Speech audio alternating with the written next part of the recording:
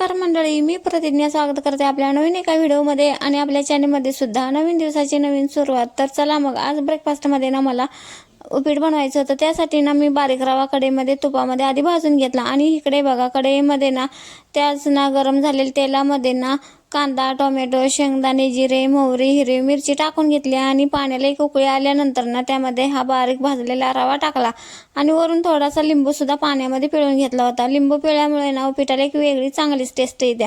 असं उपीट आपलं आलं होतं। त्यामध्ये ना ही फुटाण्याची डाळ मी टाकून घेतली। तुम्ही उपीटामध्ये कोणती डाळ वापरता एकदा कमेंटमध्ये नक्की सांगा। आणि ह्याच्यावरती ताटली ठेवून थोड्या वेळासाठी असं ठेवून देते। आता माझं उपीट झालेलं आहे। आता यावरती थोडीशी बारीक शेव टाकून सगळ्यांना ब्रेकफास्टमध्ये देऊन घेते आणि नंतर मला देवपूजा सुद्धा करायचं आहे। आधी तिला स्कूलला पाठवते आणि देवपूजा करायला घेते। आणि आज ना मी जेवणामध्ये ना शिमला मिरची करणार आहे मसाल्यातली, आणि ती कशी करणार आहे ती सुद्धा तुमच्याबरोबर शेअर करणार आहे। तर व्हिडिओ अजिबात स्किप करू नका, व्हिडिओ आपला शेवटपर्यंत बघा। तर चला मग आता उपीट देऊन घेते आणि देवपूजा करून घेते। आता सकाळी सगळ्यांना ब्रेकफास्ट देऊन घेतला, बाकीची सगळी घरातली कामं आवरली आणि आता मी ही बनवणार आहे शिमला मिरची मसाल्यातली, आणि ती चला तुमच्याबरोबर सुद्धा शेअर करणार आहे। आणि एकदा अशी शिमला मिरची बनवून बघा, खूप छान लागते।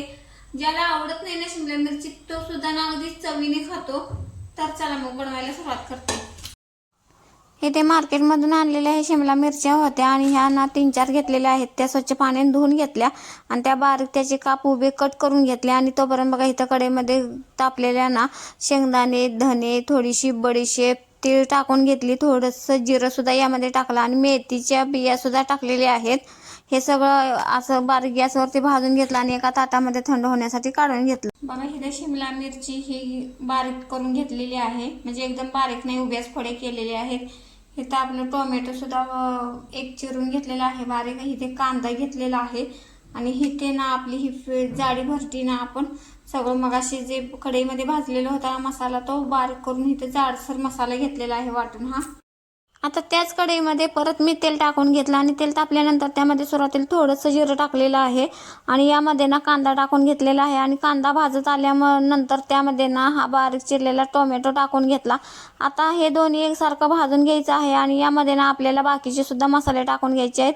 मी तर सुरुवातीला कांदा, लसूण चटणी टाकून घेतली आपली जी नेहमी वापरतो ते।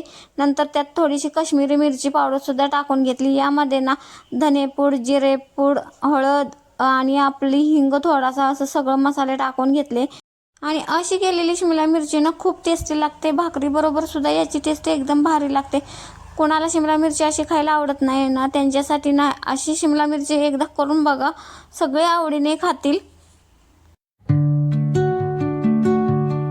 आता हे सगळे मसाले भाजल्यानंतर ना त्यामध्ये ना आपण बारीक चिरलेली शिमला मिरची टाकून घ्यायची आणि ही या सगळ्या मसाल्यामध्ये अशी परतून घ्यायची। यामध्ये थोडंसं नंतर पाणी टाकून घ्यायचं जेणेकरून ती शिमला मिरची चांगली शिजली जाईल। आणि वरून थोडंसं मीठ सुद्धा मी टाकलेलं आहे। आणि आता यावरून ना मसाला जो आपण मगाशी बारीक करून घेतला होता ते पूर्ण टाकून घ्यायचा त्यामध्ये, जेणेकरून आपल्या शिमला मिरचीला थिकनेसपणा चांगला येतो आणि मसाल्यामुळे ना एक मिरचीला वेगळीच टेस्ट लागते। वरून थोडेसे आमचूर पावडर सुद्धा मी टाकलेली आहे। तुम्ही यामध्ये ना थोडासा लिंबू सुद्धा पिळू शकताय, त्यामुळे ना सुद्धा भाजी एकदम टेस्टी लागते। आणि बघा आपल्या भाजीला छान असं तेल सुटलेलं आहे आणि किती छान भाजी दिसत आहे। तर भाजी तर इथं तयार झाली। तोपर्यंत बघा बाहेरचं वातावरण एकदम थंड झालेलं आहे, गार हवा सुटलेली आहे। संध्याकाळचे 6 वाजलेत आणि बाहेरचं वातावरण एवढं थंड आहे ना, खूप थंडी आहे।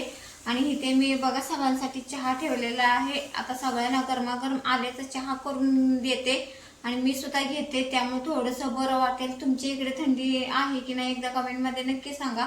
तर चला मग आल्याचा चहा करून पिते इथं। बरं जेवण झाल्यानंतर थोड्या वेळासाठी बाहेर गेले होते, त्यामुळे खूपच थंडी वाजत होती, म्हणून मी इथे चहा ठेवला। आणि उद्याच्या तयारीसाठी ना मला लाह्या सुद्धा तयार करायच्या आहेत। तर चला मग हा व्हिडिओ इथेच एंड करते।